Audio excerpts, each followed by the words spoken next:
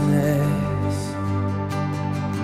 I dare not trust the sweetest frame, but only trust in Jesus' name. Let's sing it again. Come on, my hope is built. My hope is built on nothing less than Jesus' blood and righteousness. I dare not trust the sweetest fame, but only trust in Jesus' name. Christ alone, cornerstone, we made strong in the Savior's love. Through the storm, He is Lord, Lord.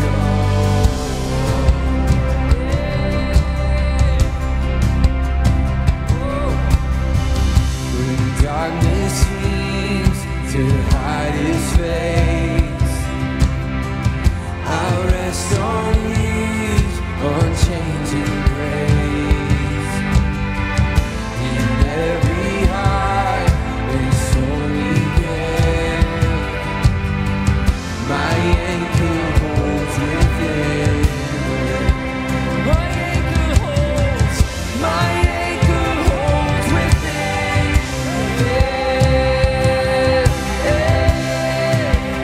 Christ alone, cornerstone,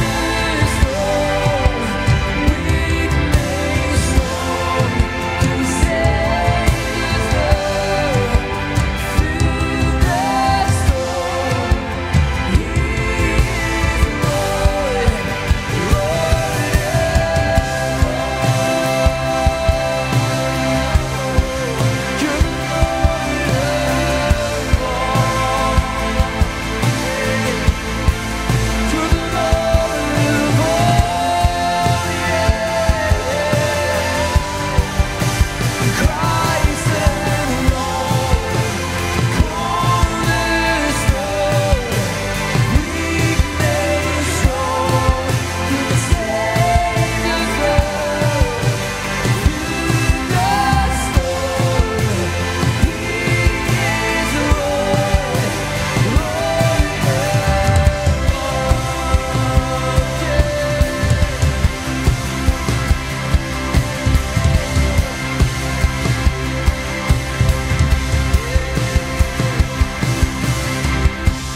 He shall come with trumpet sound. Oh, may I then in Him be found, dressed in His righteousness alone, faultless stand before the throne. Amen. Yeah. Let's sing it again. When He shall come.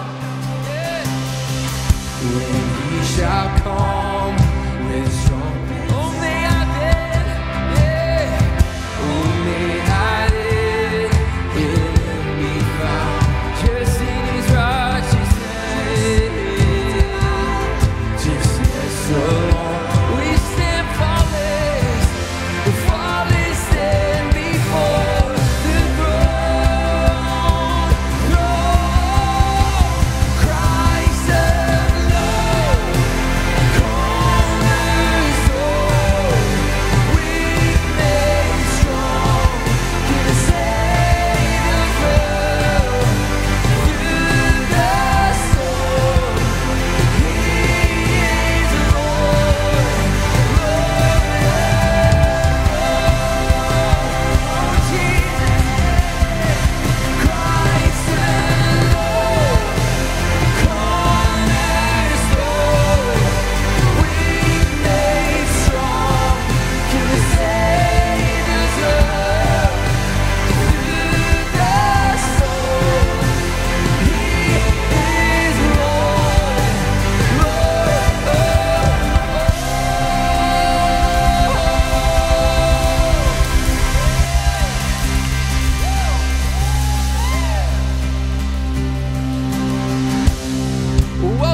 Soul City Church, we're so glad that you're here this morning. We're going to continue on lifting up the name of Jesus. Sing it out. Let your praise be welcome. Come on, let's sing it out. Let our praise be your welcome. Let our songs be a sign we are here for you. We are here for you. Let your breath come from heaven. Let your breath come from heaven. Fill our hearts with your light. We are here for you. We're here for you. We are here for you. Come on, let's sing it out to you. Our hearts are open.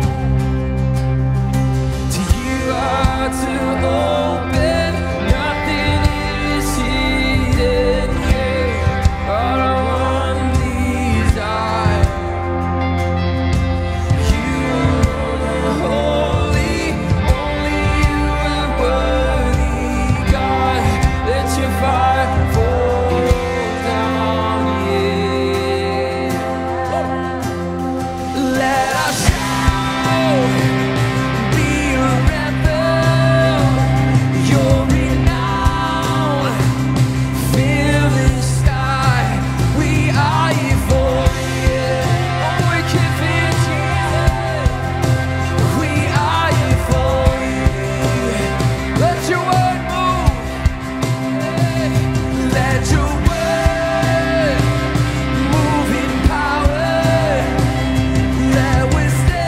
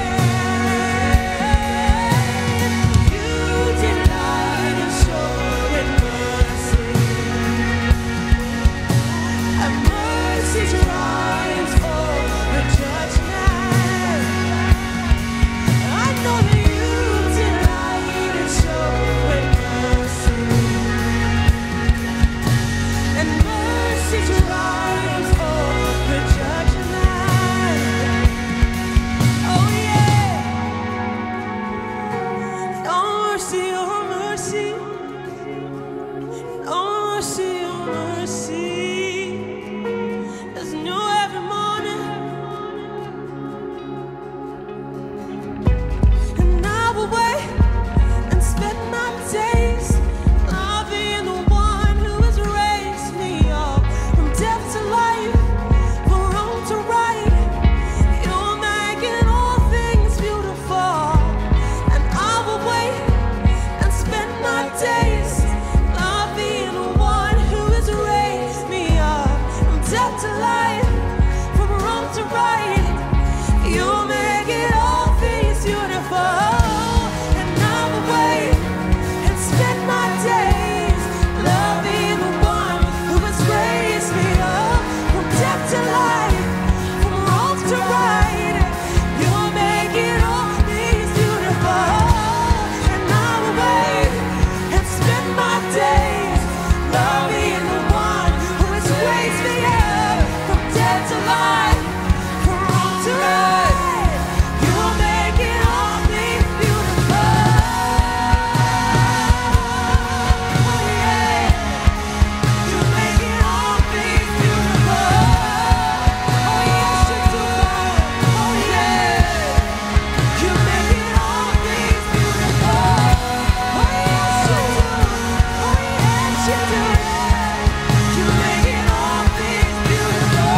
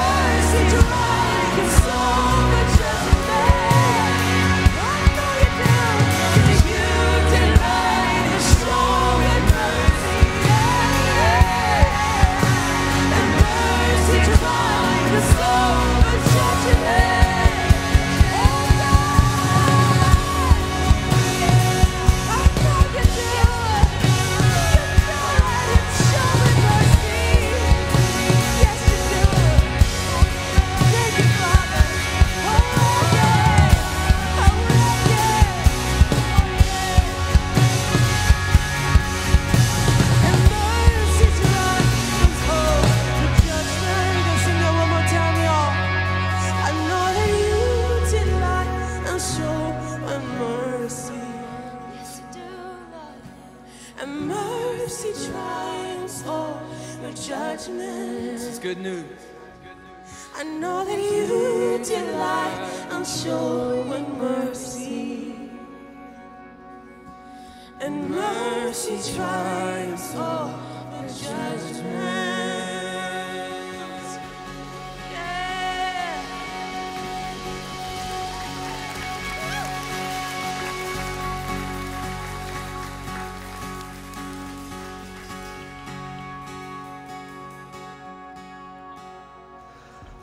This imagery of death to life is the central story of our faith.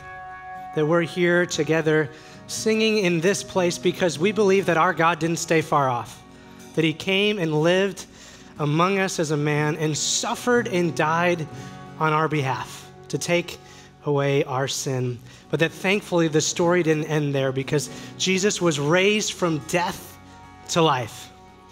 And what is incredible about that is, yes, Jesus did that for himself, but what might be even more incredible is that he does that for you and me as well. That we get to be raised from death to life, and there is no more perfect metaphor for that than baptism. If you were here last week, we baptized 64 people. 64 people. And baptism is a picture of going from wrong to right, of death to life, because when we say yes to Jesus, Scripture tells us that we are a new creation. And that is why we do everything that we do here, is we want people to walk in the newness of life, of being in relationship with Jesus. That's the foundation of our mission, which is leading people into a transforming relationship with Jesus. And it's our hope and our prayer that this morning you would encounter and experience the God who wants to bring you from wrong to right and death to life. Amen? Amen. Well, why don't you greet the folks around you, scoot in towards the middle of your row and grab a seat.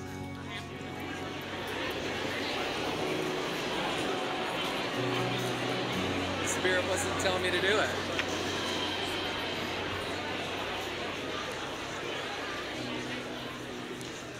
Well, good morning, and welcome to Soul City Church. My name is Sean. I'm one of our pastors here. And if you are joining us for the first time, we're so glad that you're here. You'll see there's a card that looks like this. It says, I'm new here. And we'd love for you to fill it out during the gathering today so we can get to know you. You can put some boxes on there for some information, some resources that we can give to you. And if you've been around here for a little while, you've stopped listening to me at this point because you're like, oh, new card, that's not me. Well, let me tell you, this is a brand new card, people. Okay? If you flip it over, it says, I'm ready. So maybe you've been around here for a while, you haven't gotten in the game. You haven't gotten involved, you're not serving, you're not in a small group, but you're like, I'm not new, can I still fill out that card? You fill out this side, okay? You fill out that side that says, I'm ready, and whether you're new here or you've been around for a while, you can take your filled out card to our guest services desk out in the second floor lobby or first floor lobby. And this month at Soul City, we have a number of exciting things coming on. And the first thing happening is this Friday is we have Eden. That's right. Eden is happening this Friday night for the ladies of Soul City Church. And I would tell you what's going to happen at Eden, but I'm not allowed to know. I'm trying to find out what goes on there, but no one tells me what happens at Eden.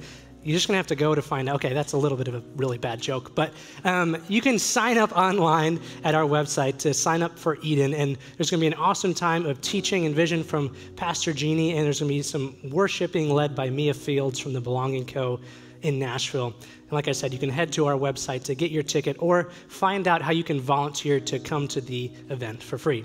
The other thing that's going on is today is small group signups, okay? Anybody in a small group? Yeah. 9 people, awesome.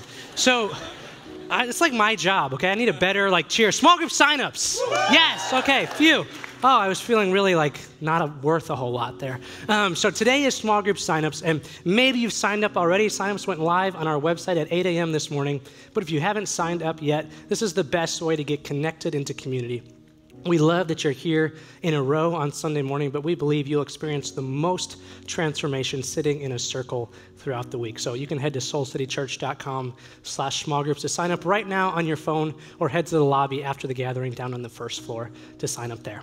Then the other thing that I'm really excited about that's starting tomorrow night is my favorite thing we do here at Soul City, and that is Alpha. Yes, one person for Alpha. Woo! Emily, you're with me. I feel you. Alpha is starting tomorrow night, and Alpha is an environment that we've created for you to ask questions about faith. We have dinner together, and it's an opportunity for you to explore faith. And so maybe you are new to faith, and you have a lot of questions, and you're not sure where you can ask those. Alpha is the place for you to do that. Or maybe you've been around faith for a little while, and you didn't know you were allowed to ask questions, okay? Alpha is the perfect place for you. And then maybe, and this might be most people in this room, maybe you've been following Jesus for a little while, and there is someone in your life, a coworker, a friend, a family member, who needs to come to Alpha. So I'm going to ask you to do 2 things. One is to invite them to come experience Alpha, but secondly, to come with them, to bring them, to be with them, and to experience Alpha with them together. Alpha is going to be kicking off tomorrow night. It's going to be meeting for the next 9 weeks or so. And you can head to soulcitychurch.com/alpha to sign up. And I could go on and on about Alpha forever, but instead of me continuing to talk about Alpha, I want you to listen to a story from my friend Joe, who went through Alpha this past spring. I come from Liverpool. I grew up in a family where there wasn't really anything other than just love, and I have a brother and a sister, mum and dad, and I think back then in Liverpool, parents were either in faith or they were not in faith. And what's funny is my mum would just kick us out the house on a Sunday so she could clean the house. She would just tell us to go to Sunday school, and we would go down to the local church at the end of the street. I wasn't really understanding it or connecting, if you will, with what it was all about, because I was just so young. I think that during that time, what I started to realize is that my parents were also going through something, and I didn't really understand it because of my age. And then around the age of 13, they separated. It was devastation, really, that your parents would separate, and then led to a divorce. Any little bit of faith that I had was deteriorating, because once your parents divorce, that just took over everything. And then 3 years later, turning 16, my world just completely collapsed because my dad passed away of cancer. And I remember making a conscious decision to turn my back on God. That lasted for 31 years. This past year, I'm very fortunate and I was able to take a year off from work, you know, as a sabbatical, and kind of just do some soul searching, kind of, you know, reflect. And I think through that process of reflecting, I found myself in February of 2018, basically stumbling across Soul City. I decided to just check out the website. And then here I am stumbling through the website and I come across Alpha. I decided to email Sean, the person on the site, and ironically it was a Monday, and that day he responded straight away and he's like, well, you can come tonight. So I decided to drive over to Soul City, who was hosting the Alpha course, and I sat outside in the car, and there was at least twice that I went to put the key in the ignition to drive away because the anxiety was just too much. Even the word church was freaking me out. You know, so to go into a church and then to go into a faith small group and discover what Alpha course was about, it was just so overwhelming for me. And I walked through the doors and I was greeted so lovely, and I just embraced it. I didn't know anything about faith, I'll be honest with you. I blocked it out for so long that I had no questions in the first few weeks of me attending the course. So the biggest thing that I connected with of why I kept going back was the people. A lot of people came from, you know, all different walks of life and in their journey of faith. Being able to just listen and hear people's story and listening to some of the things that they've gone through in their own journey, it really allowed someone like me with no faith whatsoever, who was pretty angry with the Lord, to really sort of digest and see that, whoa, I'm not alone. And I feel like for the past 31 years, I've been searching for something. And because I was so mad and so angry, I never really knew that it could be faith. I never ever thought that it was God. It's like when you realize that the Holy Spirit comes in and you give your love to God, there's just this overwhelming sense of peace and clarity. It's only now that I've realized that that death of my father and probably some of the turbulence throughout my journey has kind of made me the person that I am today. You know, the Alpha course was the start of it. For someone that was so angry for 30 years to be able to come in 6 months and really change their life and go all in. You know, I mean, my motto now is I've been saying no for 31 years. I better start saying yes.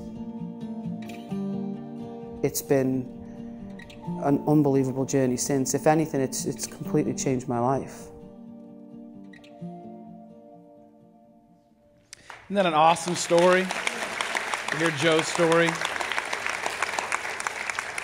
I love seeing the life change and transformation in her life and her story, and that is why we do everything that we do around here. It's why we're kicking off Alpha tomorrow night. It's for stories like that. You have no idea of the story of the person sitting next to you. You don't know their story, how they're showing up here today, or they don't know yours, but all of us have been led here, brought here by a God who loves us. And if you in any way want to be a part of that, more and more people finding out, experiencing the love of God, then there's an easy way for you to do that. It's something we do here every week. We give back to God. We invest in this work for more stories like Joe's, for stories like mine, for stories like yours, for folks to find a place to find God.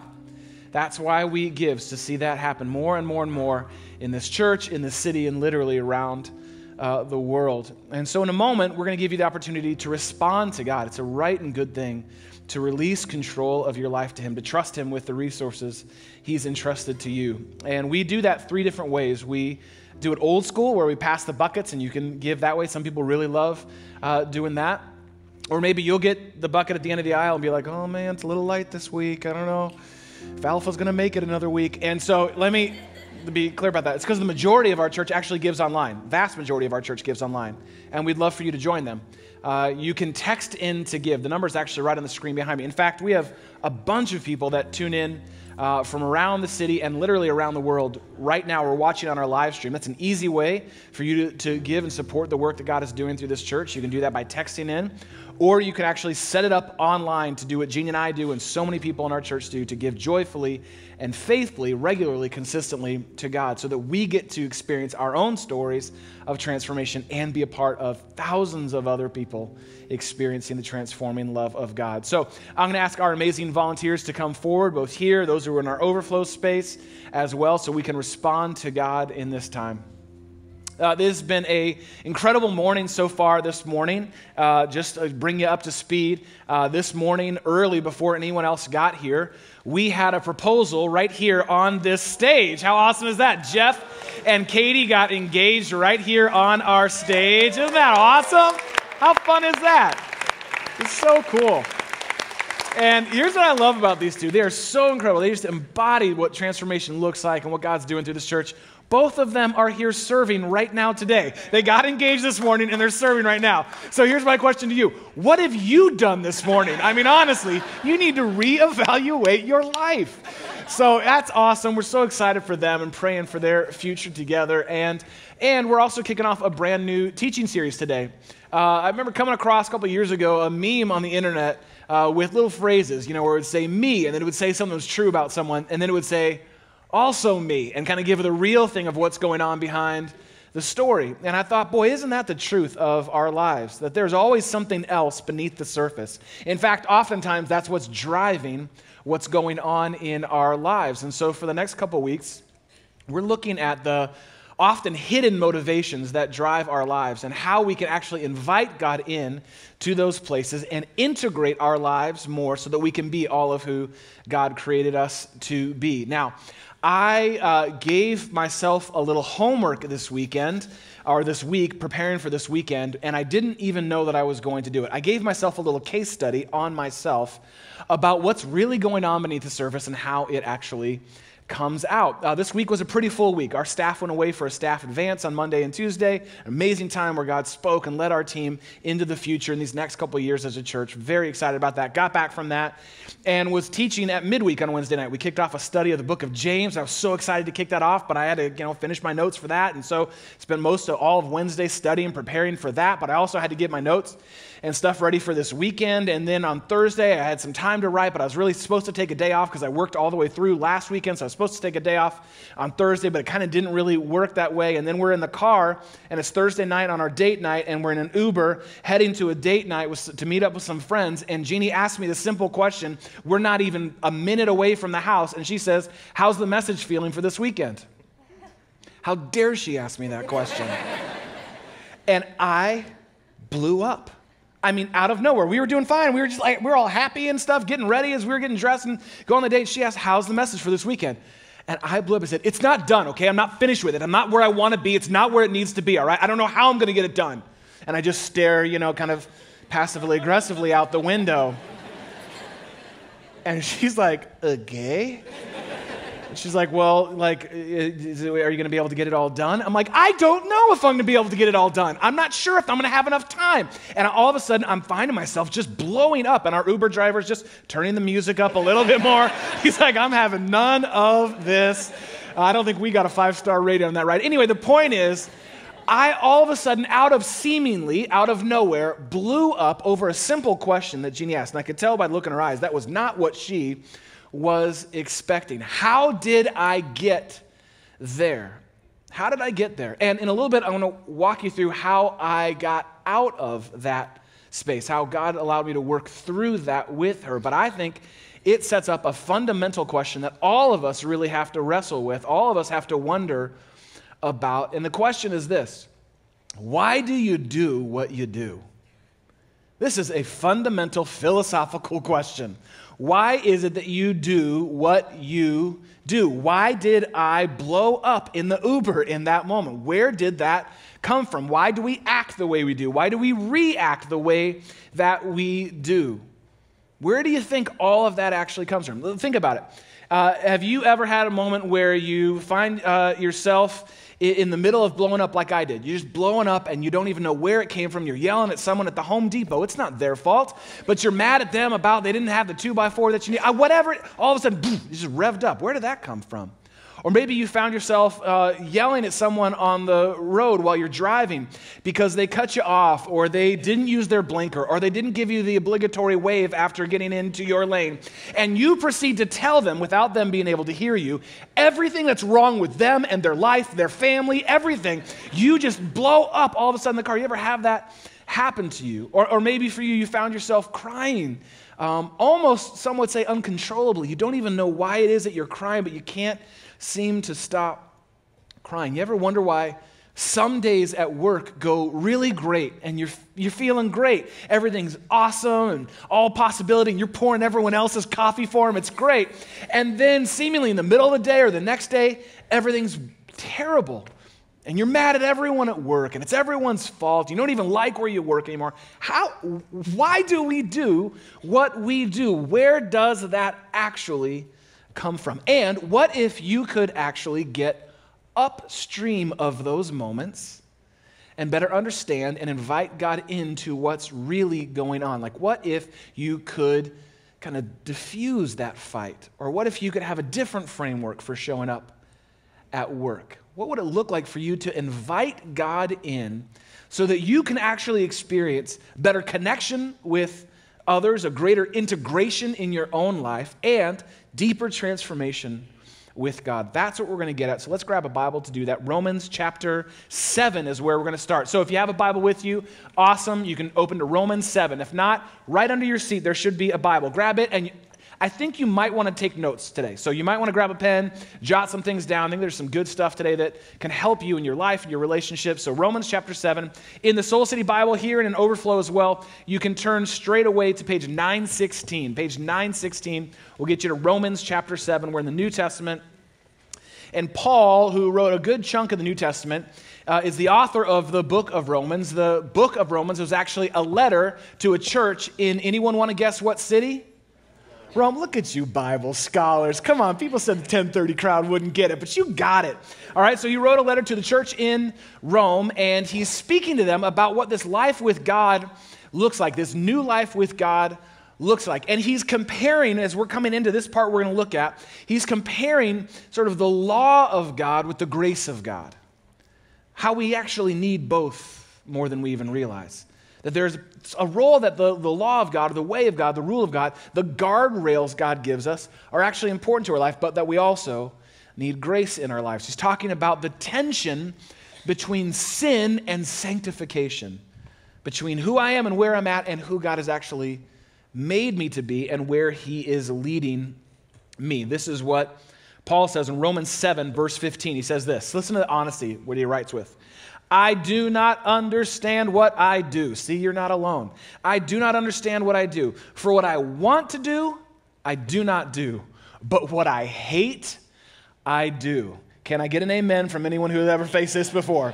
Some people refer to this as Friday nights, right? Like this is like, why did I do that? Why did I end up there? Why was I with them? Why do I do the things I say? I said at the beginning of the day I wasn't going to do. I said at the beginning of the year I wasn't going to do, and then I end up doing them.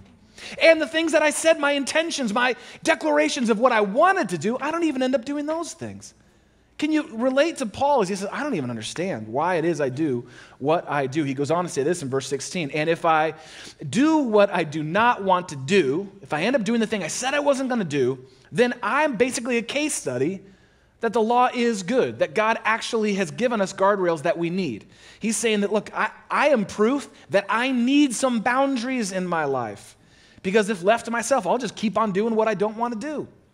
He goes on to say, as it is no longer I myself who's actually doing it, but it is what? It is sin. Okay, let's say that again. It is sin living in me. So now he's kind of getting to what's really going on here. Paul is letting us know that there is actually something else at work in us at all times.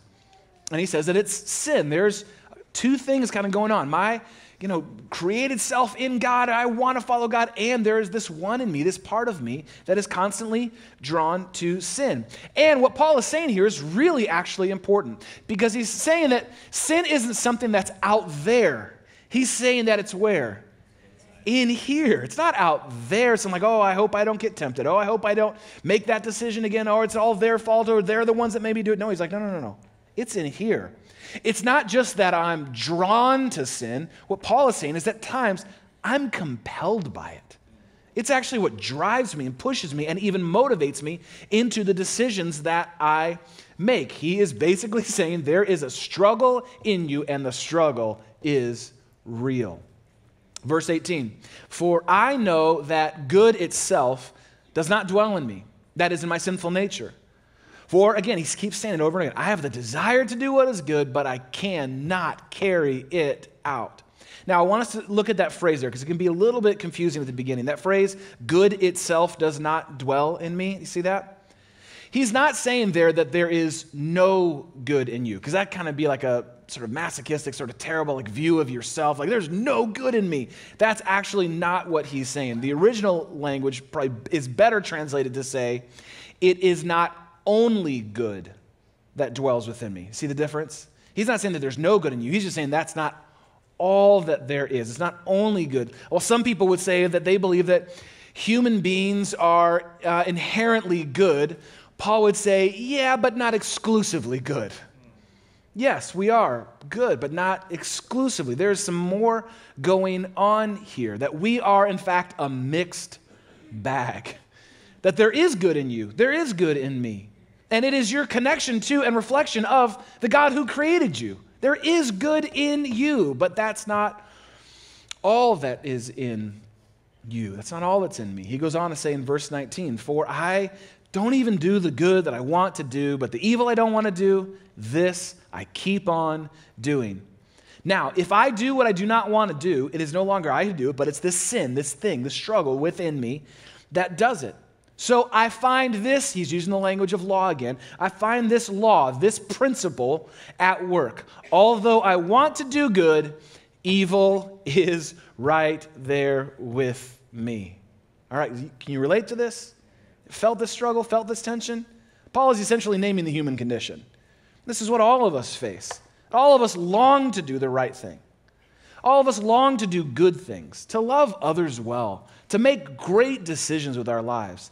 And sometimes we do. And sometimes we don't.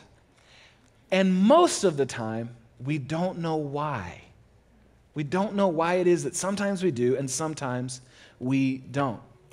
And if you want to know why, I'll show you why. In fact, to do that, I want you to check out this image. This is why. You know what this is? This is an iceberg, basically what Chicago looks like for 6 months out of the year.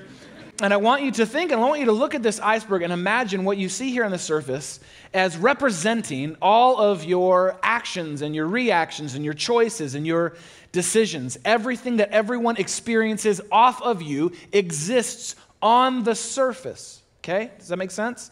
Everything is kind of existing there on the surface. And I believe that this is actually where most of us tend to live. This is where most people live, is on the surface. It's why when someone says, how you're doing, your answer is? Fine, great, right? And maybe you are fine, but what does fine even mean, right? It's because we just kind of tend to live on the surface. The conversations we tend to have tend to, not exclusively, tend to be on the surface. The interactions we have with others tend to be on the surface. The relationships, a lot of the relationships in our life can very easily stay on the surface. True? In fact, I would argue that most Christians, people who said yes to Jesus and follow Jesus, most Christians spend most of their Christian expression on the surface. It's about outward things that we try and do to make others think that there's an inward thing going on. It's all kinds of that behavior management kind of stuff, right? And I think that's just where I think we are conditioned in many ways in our cultural context to stay on the surface. But if you know anything about icebergs, you know that this is not the whole picture, is it? Because there's actually something beneath the surface, and it looks just like this. That's what an iceberg looks like. It's not just what you see on the surface, it's actually what's below the surface. In fact, scientists, as they've studied and tried to better understand this unique feature of our planet, have discovered that roughly, typically, most icebergs, what you see above the surface is only 8% of the mass of the iceberg. That the other 92% of the iceberg is where? Below the surface. This is why when we kind of tell our story of the Titanic, and why it caused such catastrophic damage, that's why. Because as best they can tell from old newspaper stories and photos, the iceberg that the Titanic ran into was anywhere between 50 and 100 feet tall. So imagine if that's only 8% of the iceberg, how much more was below the surface. You can see why it caused such damage. And while we're on the subject, there was plenty of room on that door for Rose and Jack. They both could have stayed on the door and spent the rest of their lives together. But that's another message for another time. We're going to save that for a relationship series. I just had to get that off my chest. All right, this is what's really going on. This is actually what Paul is talking about. There's all the things that we do, how we act, how we react, the decisions we make, the way we interact with others. That's all actually on the surface. But what's really going on, what really matters and is worth paying attention to that we so often don't, is what is under the surface, what is beneath. Because what Paul is saying to us here is that what comes out of our lives comes from within. Everything that comes out of your life has a source. It's not random or arbitrary. What comes out of your life, the things you say, the decisions you make, the way you treat others, the way you even talk about yourself, all of that comes from within. It has a source in you. What you outwardly do comes from what's inside of you. That's what's really going on. Whatever it actually is, whether it's sin like Paul is talking about here, the sin that can so often drive and compel us to make decisions we would never ever wanted to make. But it's also true of worship. Maybe you've had a moment here in Soul City where you're worshiping, you feel so compelled to sing out to God, and you haven't maybe ever done that ever before or anywhere else in your life, but there's something going on inside of you that is coming out. It's how and why you react to and treat your boss the way you do. It's how you spend your money, how you treat your neighbor, how you talk to your spouse, how you talk to your kids, what you post online. All of it actually comes from below the surface, from what's really inside of you, because what comes out of you comes from inside, from within. Which is why it is so incredibly important in your everyday life and relationships, but more specifically in your everyday life with God and your relationship with Him, to understand what's going on down here, to name and to actually bring into the light, to bring to the surface what it is that's really, really going on. How do we do that? How do we move from this 92% of what's really going on up out into the light? Well, there's a tool that I want to share with you that I think can have an immediate impact on your life. It's something that we use around here at Soul City Church. If you've been around here for a while, you probably know exactly where I'm going to go next. It's something that most of our small groups, which are kicking off here, signups are today. Most of our small groups use this tool. My small group that Mark and I lead for the last 7 years, we've opened just about every small group with this tool. Our staff uses this tool. We open every elder meeting by using this tool I'm about to share with you. In fact, we use this tool in our home with our kids at the dinner table. It's a little practice that we like to do with them. And the name of the tool is Sachet. Has anyone ever heard Sachet before? Sachet is a way of understanding what's beneath the surface, what's really going on in your emotional state. Sachet stands for, let's actually read these out loud, and I'm going to ask you to read them with at least a modicum of emotion, just a little bit of emotion as you say it, all right? So don't read it like you're at the 8:30 service. Read it like you're at the 10:30 service and you got dressed up to be here. So let's read through these together, all right? First one is sad, then angry, scared, happy, excited, tender. Now these are the 6 core human emotions. There are so very many more, but that would have been a really long acronym, right? So it's just these 6 core emotions help jumpstart us into understanding what is going on. And I feel like I need to name the misspelled elephant in the room. I know that's not how you spell sachet, okay? I didn't invent this. It's an acronym. Get over it, okay? It's just a tool to help you remember. Some of you are already feeling anger that it's not spelled the right way. Let's work that out together with God and then get over it, because it's just an acronym. But do you see how powerful this can be to understand what's going on here? When Paul's talking about, I don't know why I do what I do, I would say it goes back to one of these core emotions. There is something going on in you that's driving you, that's coming out of you. It's a powerful tool. Again, if you haven't written it down now, I would write it down because it's a great way of just checking in. You don't need to have anyone else with you to do it. You can do it all on your own. What's going on right now? I'm feeling stressed. I'm feeling anxious. What's going on right now? Oh, I think this is why. Just able to work down and go, yep, that's what's really going on here. And then I'm an open book to God and to others. It's a powerful, powerful tool. And the way to kind of jumpstart this tool, to kind of turn the key of this tool, is to ask yourself this simple question. And this is it, really simple. Anyone can do this. Here's the question. What's here now? That's it. Like, what's here now? What emotion, what's going on, what's here beneath the surface now? All kinds of other things are coming out. I don't know why I'm doing what I'm doing. I didn't even want to say that. I didn't even want to act that way. So just pause and go, okay, what's here now? What am I feeling? What am I experiencing? Is sadness, anger? What's going on right now?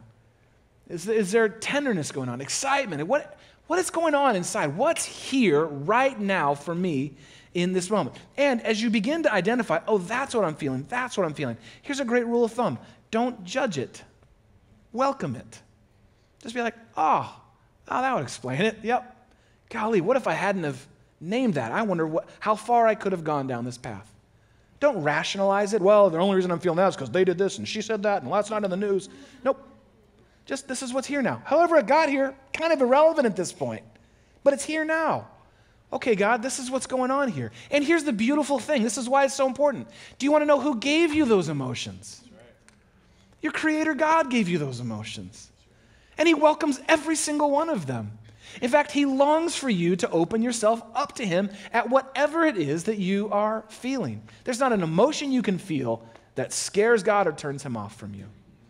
You can direct every single one of these emotions to God. Or just bring them up to the surface. God, here is what is going on. What is here now? So how does that work? What does that look like? Well, let's say for you, there's an area of your life where you're just super stressed out. Let's say it's around your finances, your money. You're just so freaked out. You're so stressed out about your money. And you're not sure how it's all going to work. And you kind of maybe you've made some bad financial decisions, or you kind of keep making these bad decisions with your budget. And so all that's going on. You're stressed. Great question to ask yourself as you're sitting down doing your bills, or as you get another statement that comes in the mail. Just ask yourself, okay, what's here now? What's here now? What do I feel as I think about and make decisions around my money? What's really actually beneath the surface? Maybe you'd say, I feel scared. I feel scared that there's not enough. I feel scared that I don't have a plan for my future. I feel, whatever it is. Again, don't judge it, welcome it. That's what's going on right now. Boy, I can make some pretty bad decisions out of fear. Like I can make decisions that'll affect me and my kids for years to come, all out of fear. Okay, I want to know what's going on. I feel scared. Or maybe for you feel angry. Maybe you're like, I just feel angry. I'm angry. If you really boiled it down, I'm angry at the fact that I made these decisions financially. I'm angry that I bought that, and I knew I didn't need that. I'm angry. I'm not going to judge. That's what's going on. Or you're angry at your ex because of how the divorce settled out. You're just angry at that. Okay, I'm just directing all this at them. That's where this is coming from. Or you're angry at the college loan industry. Rightly so. You should just be angry. Everyone should be angry. God honors that. Do you see how even when you sit down with your finances, you can just check in. What's here now? I mean, it can save you, not just money, heartache. It can save you from bad decisions that'll affect your future. Just by that simple little question, what's here now? What am I feeling right now as I sit with these finances? Maybe for you, it's a coworker at work that got promoted. And you're kind of excited for them, like, oh, congratulations. But like then secretly, like when you get away from them, you're kind of stewing or you're steaming inside. You find yourself maybe disengaging in meetings. You're just kind of pulling back because you just want everyone to know, pick up on your signals that you're angry at something in the universe, right? But it's this person's promotion. Or maybe you're overcompensating in meetings to kind of show that you have value here too. Or maybe over lunch, you're just going and you're looking for other jobs. All of that came from one person's promotion. So a great question to ask is, what's here now? What's here now? What's really going on right here, right now? And maybe what you would say in that moment is, I feel really sad. I feel really sad that it wasn't me.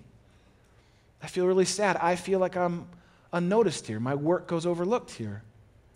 I feel sad about it. God, what an amazing discovery that God can lead you to. You can invite him right into. Okay, that's what's going on here. So rather than just reacting all the stuff on the surface, I can understand what's actually going on here. And now, where do I want to move forward with God from this sadness? I just need to feel the sadness. I just feel sad. I don't even know if I need to send an email about it, send a text about it, go to my boss's office. I just need to feel this right now in this moment. See how powerful, how that can just cut some really bad decisions off at the pass, right? Maybe for you, you were a moment ago when we were singing worship songs to God, you found yourself crying. You're just crying, and you're like, these songs aren't even sad songs. Why am I crying? Maybe it's not the first time you've done that. You know, when you come here on Sunday, you are singing, or maybe in your car as you're worshiping, you find tears begin to flow. Great time to ask, okay, what's here now? Where's this coming from? And maybe what you'd find is, I just feel so tender. I feel so tender. I felt so far from God, like Joe's story. I felt so far from God. I was so mad at God. But yet in this moment, as I hear these words, or as I'm singing these words, I can't help but experience his love for me. He really does love me. He hasn't walked away from me. He's here with me now. That tenderness is a powerful place to worship from. You see how this works? Or maybe this is a hypothetical situation. Let's say you're on a date night and you're heading to the date and you just blow up, just absolutely irrationally. Again, hypothetical situation.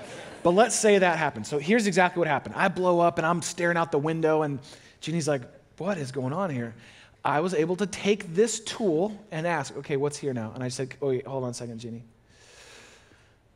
I got quiet, about 5-10 seconds. It didn't take real long to just go in, what's below the surface. And I was able to name to her, I feel scared. I feel scared there's not enough time. I feel scared I'm going to fail this weekend. I feel scared that I'm going to have to borrow from our kids and from our family to finish my work this weekend. I feel angry. I was able to say, I feel angry.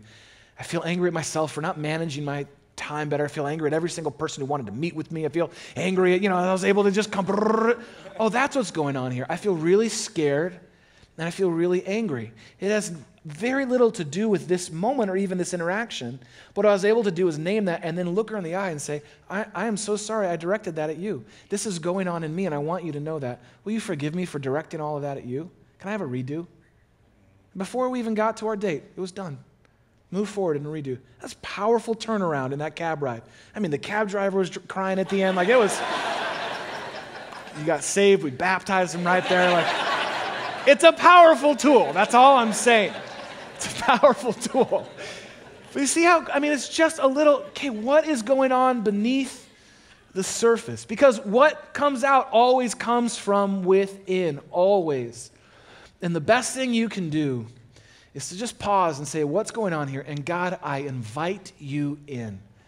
You welcome me. You welcome these emotions. So God, I welcome you into this in this moment, whatever it may be.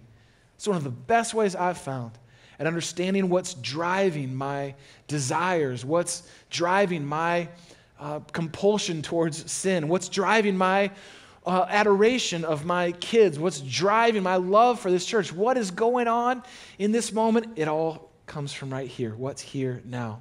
And when I open myself up to that, I open up all kinds of possibility for connection, integration, and transformation.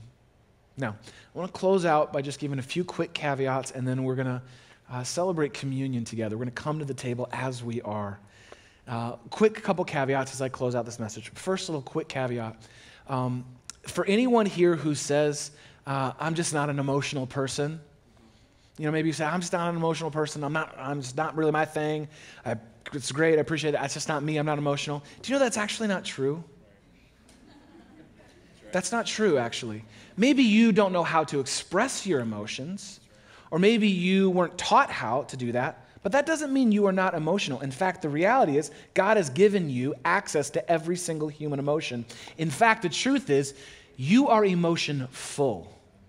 And what we want from you is to explore that and experience that. I think small groups are one of the best, safest places to do that, to just say, okay, I'm going to dabble in this. I'm going to go beneath the surface because I believe God's put something here. Well, next little caveat. Can we agree together to stop apologizing for our emotions? That's rooted in what I believe is a lie, that there are negative emotions. There's no negative emotions. Emotions just are what they are. They're value neutral. They just are what they are. But maybe you grew up in a family where it wasn't safe to be sad or to be tender.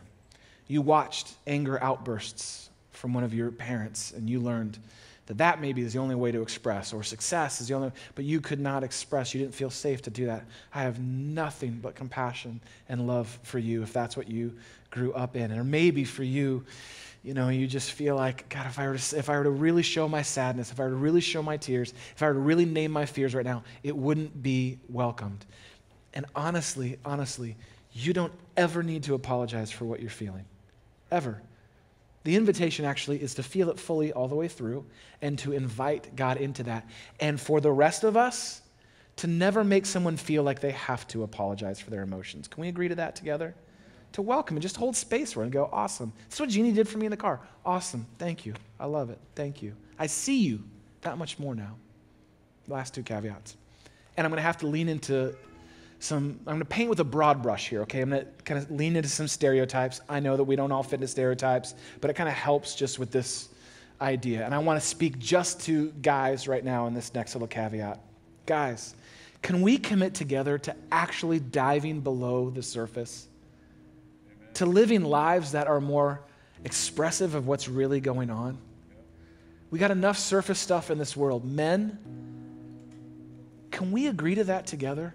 To be able to have the courage to say, I'm scared, I'm sad, I feel really lonely right now, I feel really anxious, and to have the confidence and courage to be able to name that out loud. Can we agree to that together? I think we will find a much deeper bond with each other and with others when we do. And I would say this, if it feels to you like expressing your emotions makes you less of a man, that's actually a lie too. It makes you more a man of God when you do. Because we have a long legacy of folks who were felt fully free to express their emotions to God. In fact, we follow a Savior who made it very clear where he was at and what was going on in all moments. Guys, can we agree to that together? Amen. And thanks, Joel and me, you got this. I got you, Joel. And ladies, can we agree together to not make it so complicated to understand what's going on? I'm actually really serious here. Sometimes, not all the time, you make us work so hard. I honestly feel like I'm in one of those submersible subs just trying to get down to what's going on. I've got the lights. I don't know what's going on. You are a beautiful complexity of emotions, and God made you that way, and that's wonderful. But having someone guess what you're feeling doesn't mean that they know you or love you more. It's actually just playing a game with them. And that's not really loving, is it? Can we agree, ladies, you lead the way oftentimes in bringing what's under the surface to the light. Can you help continue to do that by just naming it rather than making other people guess or try and figure that out? I think when we do that together, holy cow, our connection to each other, men and women, men and men, women and women, our connection to each other gets so much deeper and reflects the life God actually created and intends you to live. That's why we do all this.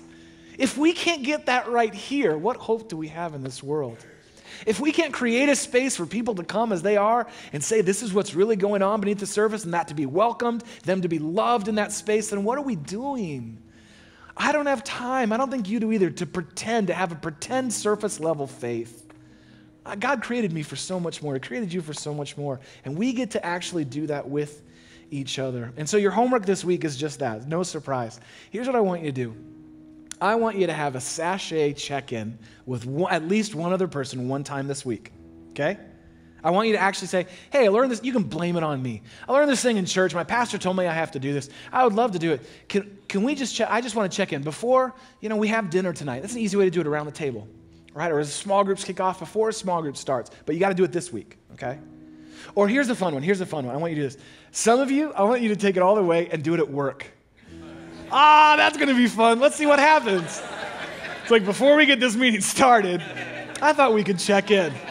I mean, you got to tell them why sachet is spelled the way it is and do all. I'm telling you, so when Jeannie and I went on our date night, we met up with some old friends we hadn't seen in for years, people we love, but just hadn't seen each other for many years, had not been around a table together for almost 20 years.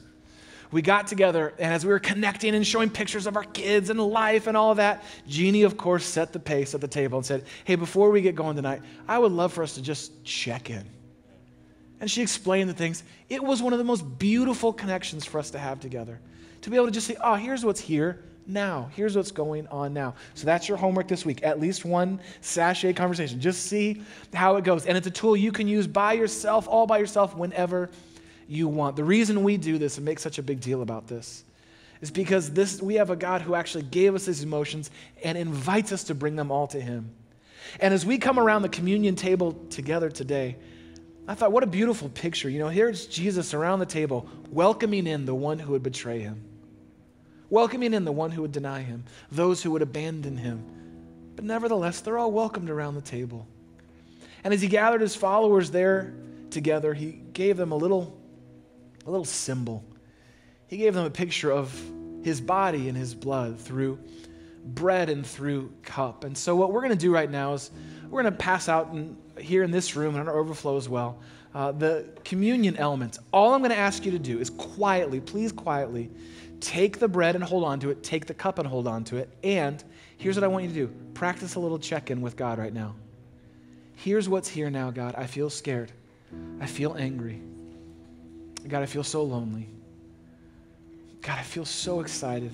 I'm so excited about whatever it is, just name it and find yourself, all of who you are, welcomed to the table with Jesus. When Jesus said that we are to love God with all of our heart and with all of our soul and with all of our mind and with all of our strength, do you know that he actually meant it? He meant it. And so we get to bring all of who we are to him and to the table right now. So I'm going to ask our amazing volunteers to come forward. And in a moment of reflection, let's bring all of who we are to him in quiet reflection. Hold on to the bread, hold on to the cup. Then I'll be back in a moment to lead us through these elements as we close out in worship.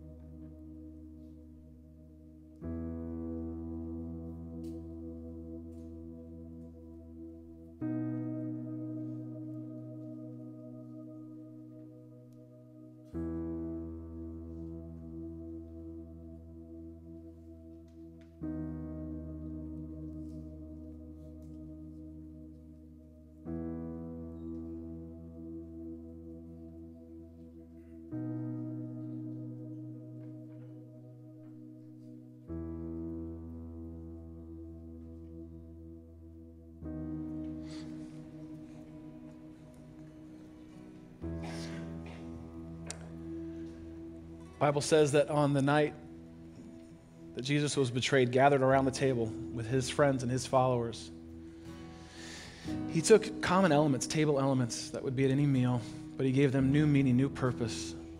He took bread and he broke it. And he said, this bread is to be a reminder to you of my body, that I actually came to be with you. I lived the human experience, felt all the human emotions. I was with you, and I don't ever want you to forget that. When you wonder if I love you, you wonder if I'm near you, be reminded by this bread that I came and took physical form and lived among you, with you, and that I offered my body to be broken for you. So let's take the bread in remembrance of him.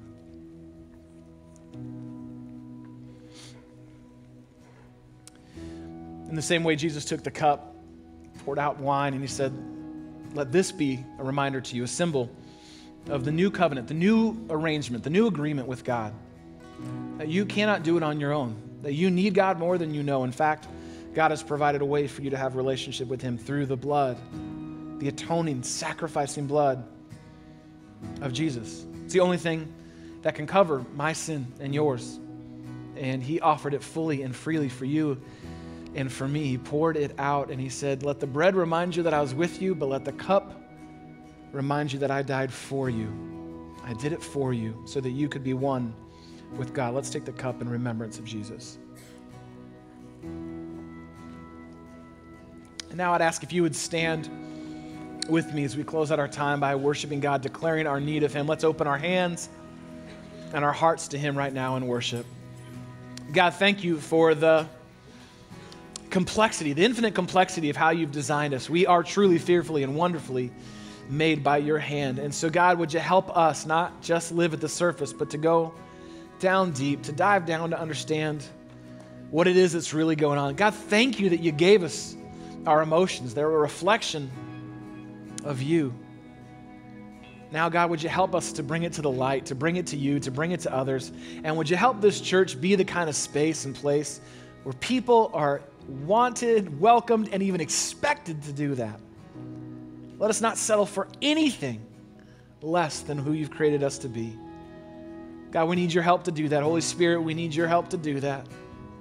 Jesus, we need you more than we even know. And so we thank you that we can come to you as we are, and you help us become who you created us to be. So it's in your name that we declare our dependence on you. Amen.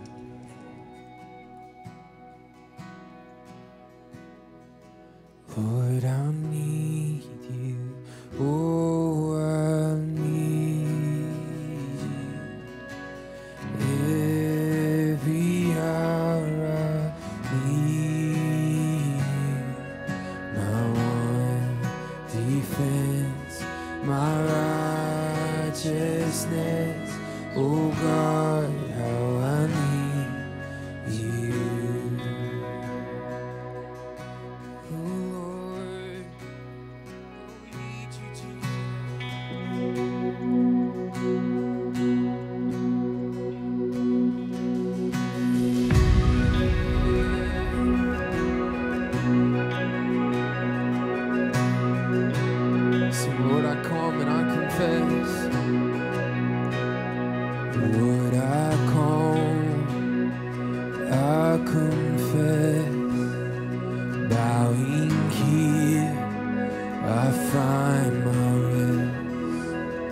Without you, I fall apart.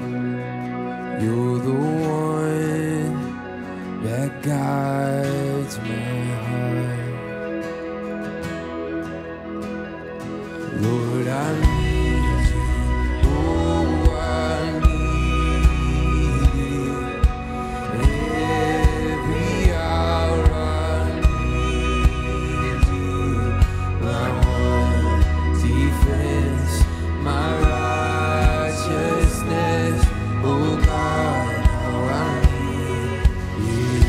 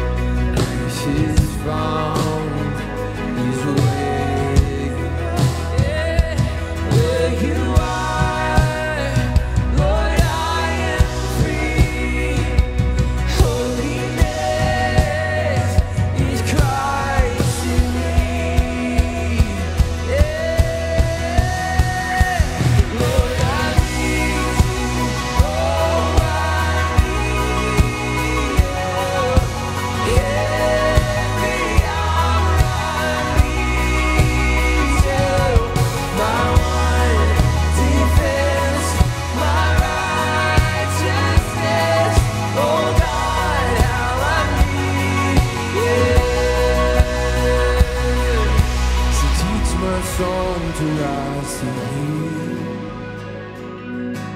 When temptation comes my way, when I cannot stand or fall on you, Jesus, you're my hope and stay.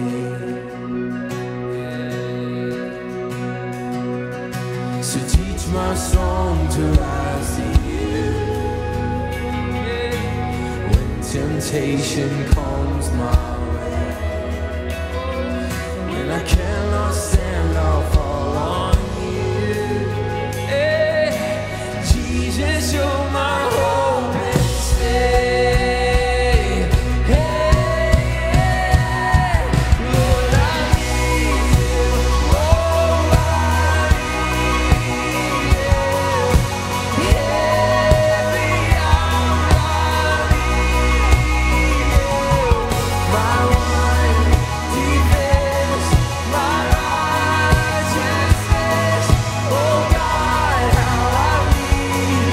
We need you, yeah. You're my one defense, my righteousness. Oh God, how I need you, yeah.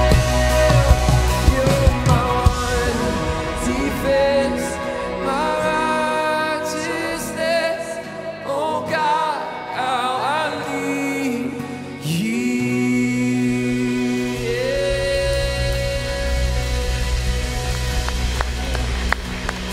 Amen. More than we know, more than we know. We need God more than we know. And thankfully, God has made himself fully available to you, fully available to me.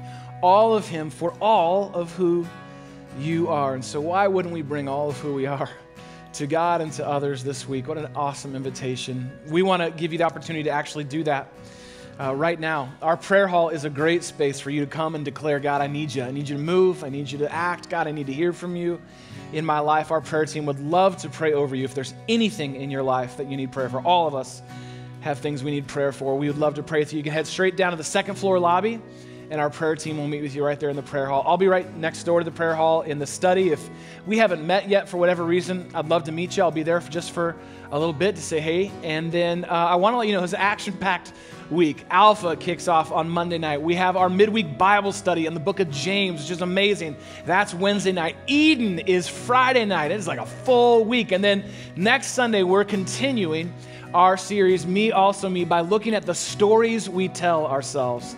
The stories we tell ourselves about ourselves, the stories we tell ourselves about others. I think it's going to be a week of getting free for us. And so I hope you join us next week. And until then, we pray that God would wreck your life, your emotions, all of who you are with his incredible love and grace. We love you. We're praying for you. We'll see you this week, Soul City. God bless.